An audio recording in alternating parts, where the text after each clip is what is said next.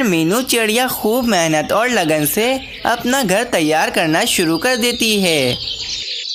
ऐसे ही 2 दिन बीत जाते हैं। अब सभी पक्षियों ने अपने अपने घर बना लिए होते हैं। बस अब पक्षियों को अपने घरों में रंग करना था, जिससे उनका घर काफ़ी ज़्यादा सुंदर दिख सके। चिड़िया ने भी अपना घर बना लिया था और अब मीनू चिड़िया को भी अपने घर में रंग करना था। आज मुझे अपने घर में रंग करना है। आज मैं अपने घर को रंग कर कर काफी ज्यादा सुंदर बना दूंगी। दूसरी तरफ कालू कौवे ने जंगल के सभी पक्षियों के घरों को खराब करने की योजना बना ली होती है। आज सभी पक्षी अपने घरों में रंग करने वाले हैं और कल मिट्टू महाराज जंगल के सभी पक्षियों के घर देखने आने वाले हैं। मैं बादल भैया के पास जाऊंगा और उनसे कहूंगा कि वे जंगल में आकर बारिश कर दें, ताकि सभी पक्षियों के घरों के रंग खराब हो जाएं। कल सुबह होते ही मैं अपने घर को रंग कर दूंगा और फिर जब दोपहर को मिट्टू महाराज सभी पक्षियों के घरों को देखने आएंगे तो सबसे ज्यादा अच्छा घर उनको मेरा लगेगा, क्योंकि सभी पक्षियों के घरों के रंग बारिश की वजह से खराब हो चुके होंगे और कल का इनाम तो मैं ही जीतूंगा। फिर ये कहकर कालू कौवा बादलों के पास चला जाता है। वहीं जंगल के सभी पक्षियों ने अपने घरों को रंग कर कर तैयार कर दिया होता है। मैंने अपने घर को एकदम तैयार कर दिया है। मैंने अपने घर को रंग भी कर दिया है। बस अब कल मिट्टू महाराज मेरे घर को देखने आए और वो मुझे ही विजेता बना दें। बादल भैया आज आप चलकर हमारे जंगल में बारिश कर दें। हमारे जंगल में काफी दिनों से बारिश नहीं हुई है, जिसकी वजह से हमारे जंगल में पानी की काफी ज्यादा समस्या हो गई है। इसलिए आप अभी चलकर हमारे जंगल में बारिश कर दें। अच्छा ठीक है कालू कौवे, मैं कुछ देर के बाद तुम्हारे जंगल में बारिश करने के लिए आ जाऊंगा। ये सुनकर कालू कौवा खुशी खुशी अपने जंगल की तरफ चला जाता है। कालू कौवे के जाते ही वहाँ पर एक बादल आ जाता है। चलो भाई जल्दी चलो, हमें एक जंगल में जाकर बारिश करनी है। उस जंगल में आग लग गई है, चलो जल्दी चलो मेरे साथ। अरे पर मुझे तो आज तोते महाराज के जंगल में बारिश करने के लिए जाना है। अरे भाई वहाँ किसी और दिन चले जाना, पर अभी मेरे साथ चलो। उस जंगल में काफी ज्यादा आग लगी हुई है, हमें जाकर वे आग बुझानी है। फिर वे दोनों बादल दूसरे जंगल में बारिश करने के लिए चले जाते हैं। सभी पक्षी घरों को रंग कर कर काफी ज्यादा सुंदर बना दिया है, लेकिन अभी कुछ ही देर बाद बादल भैया आकर बारिश कर देंगे और सभी पक्षियों के घर खराब हो जाएंगे। कालल का इंतजार करते करते रात हो जाती है, लेकिन वे बादल तो बारिश करने के लिए आता ही नहीं है। कौवा सो जाता है। कल बादल तो बारिश करने के लिए आया ही नहीं। मेरा तो सारा प्लान चौपट हो गया। चलो अभी मैं जाकर अपने घर को रंग कर देता हूँ। वैसे भी दोपहर तक मिट्टू महाराज सभी पक्षियों के घरों को देखने आने वाले हैं। मैं जाकर अभी अपने घर को रंग कर देता हूँ ताकि मेरा घर भी सुंदर दिखे। कुछ देर में कालू कौवे ने अपने घर को काफी ज्यादा अच्छा रंग कर दिया था और अब कालू कौवे का घर भी काफी ज्यादा सुंदर दिखाई दे रहा था। मेरा घर तो काफी ज्यादा सुंदर दिखाई दे रहा है। लगता है आज का विजेता मैं ही बनने वाला हूँ। चलो भाई आज मुझे तोते महाराज के जंगल में जाकर बारिश करनी है। कल तो मैं गया नहीं, चलो आज ही जाकर मैं उस जंगल में बारिश कर देता हूँ। फिर कुछ ही देर के बाद मिट्टू महाराज के जंगल में काफी जोरों से बारिश होना शुरू हो जाती है। बाप रे बाप, ये बारिश कैसे शुरू हो गई? मैंने अपने घर को अभी रंग किया है, मेरा घर तो खराब हो जाएगा। मुझे कुछ करना पड़ेगा। कुछ देर के बाद बारिश रुक जाती है और कालू कौवे का घर काफी ज्यादा खराब हो जाता है। मिट्टू महाराज तोते के घर के बाहर आते हैं और वे आकर तोते का घर देखते हैं। तुमने अपना घर काफी ज्यादा सुंदर बनाया है। चलो तोते, अब मैं जाकर और पक्षियों का घर भी देखता हूँ कि उनने अपना घर कैसा बनाया है। इस तरह तोते महाराज जंगल के एक एक पक्षी के घर में जाकर उनका घर देखते हैं। फिर महाराज कालू कौवे के घर के बाहर आते हैं और वे कालू कौवे का खराब सा घर देखकर काफी ज्यादा गुस्सा हो जाते हैं। ये कालू कौवे, तुमने अपने घर को रंग नहीं किया। तुम्हारा घर कितना ज्यादा बुरा दिख रहा है। मुझे तुम्हारा घर बिल्कुल पसंद नहीं आया। चलो, अब बस मीनू चिड़िया बची है। अब मुझे मीनू चिड़िया का जाकर घर देखना है।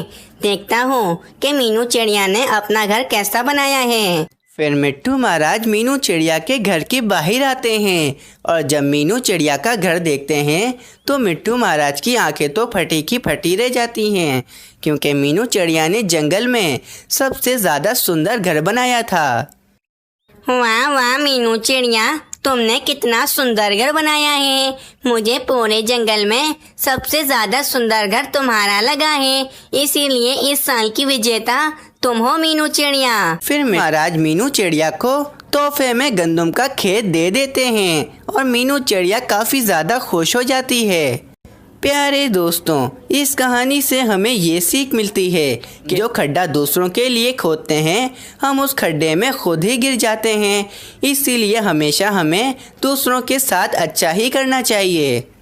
तो प्यारे दोस्तों, आप लोगों को ये कहानी कैसी लगी हमें कमेंट कर ज़रूर बताएं। हमें आपके कमेंट का बेसब्री से इंतज़ार रहेगा। सुंदरता की प्रतियोगिता चल रही थी।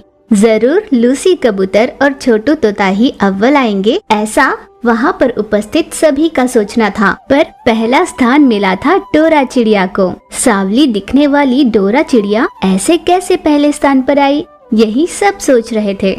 उसी को सुंदरता का मुकुट पहनाया गया। डोरा चिड़िया बहुत खुश होकर वहाँ से चली गई। प्रतिस्पर्धी लूसी कबूतर और छोटू तोता को डोरा से बहुत जलन हो रही थी। वे दोनों आपस में बात कर रहे थे। ये हर बार हमारी प्रतिस्पर्धी बनकर आ रही है।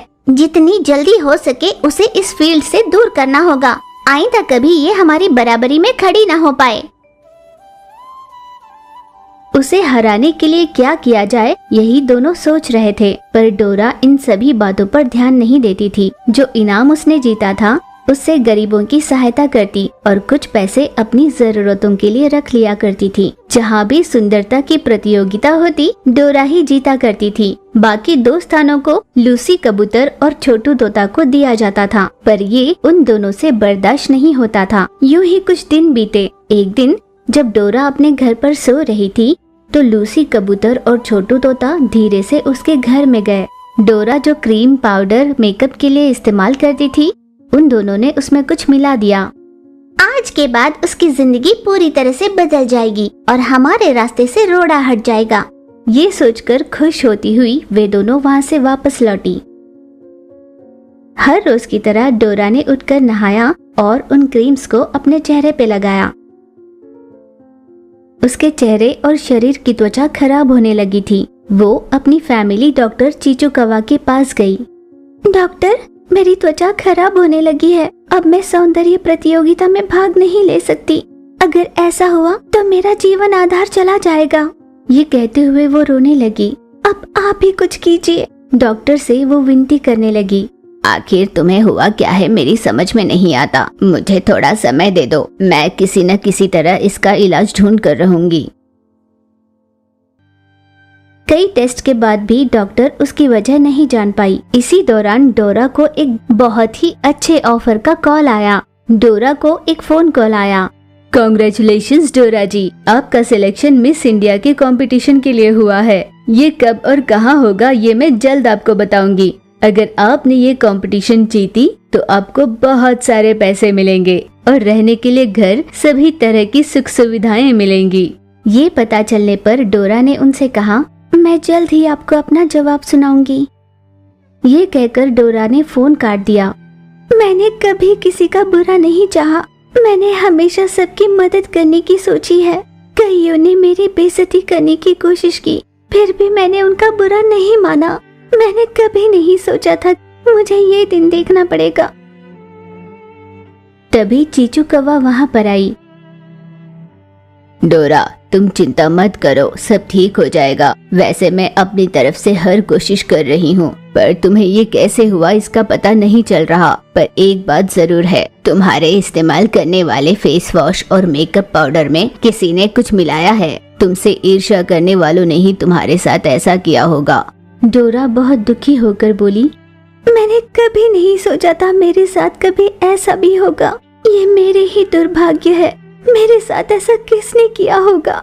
भगवान उन्हें जरूर सजा देंगे। मैं हमेशा अच्छे कर्मों पर ही भरोसा करती हूँ। हम औरों का भला करते हैं तो हमारा भी भला ही होता है, और बुरा करने पर बुरा ही होता है। ये कहकर उसने खुद को ही दिलासा दिया। अगली सुबह डोरा नींद से उठी और उसने सोचा, मुझे उन्हें बता देना चाहिए कि मैं कंपटीशन में हिस्सा नहीं ले सकती। ये सोच ही रही थी कि उसने सामने एक बड़ा सा संदूक देखा। डोरा ने उस संदूक को खोला। उसमें बहुत सारे कपड़े, मेकअप के लिए बहुत सारा सामान था। ये देखते हुए डोरा सोचने लगी, ये किसने भेजा होगा? मेरी समझ में नहीं आता। तभी चीचू कौवा वहाँ पर आई। डोरा, किसी स्वामी जी ने तुम्हें देने के लिए कहा है। उन्होंने अपना नाम नहीं बताया, कहा कि ये तुम्हें दे दूं और इससे तुम्हें बहुत फायदा होगा, तुम ये रख लो। ये जानकर अच्छा लगा कि कोई मेरे भले की भी सोचता है, पर ये मेकअप मैं किस लिए करूँगी? मैं कहीं जा तो नहीं सकती ना?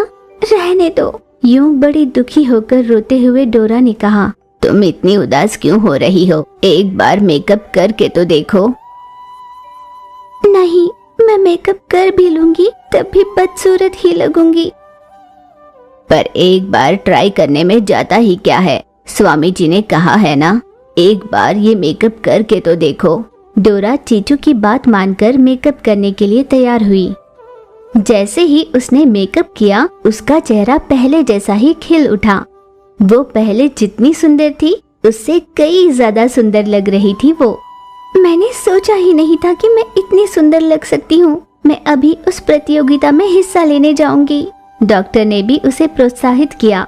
कुछ ही दिनों बाद सौंदर्यता की प्रतियोगिता रखी गई, जिसमें डोरा ने हिस्सा लिया और उसी ने पहला स्थान भी जीता। ये देखकर लूसी कबूतर और छोटू तोता, आखिर ये यहाँ पर कैसे आई? हमारा सारा प्लान फ्लॉप हो गया। ये ऐसे कैसे जीत सकती है? यूं बात करती हुई दोनों एक दूसरे की ओर देखने लगी। देखते देखते उनके पूरे शरीर पर धब्बे होने लगे। ये क्या? इस तरह अपने शरीर पर धब्बे क्यों हो रहे हैं? ये हमें क्या हो गया है? वे दोनों रोते हुए वहाँ से चले गए। डोरा पहले से भी बहुत सुंदर लगने लगी थी और वो अब खुशी से रहने लगी।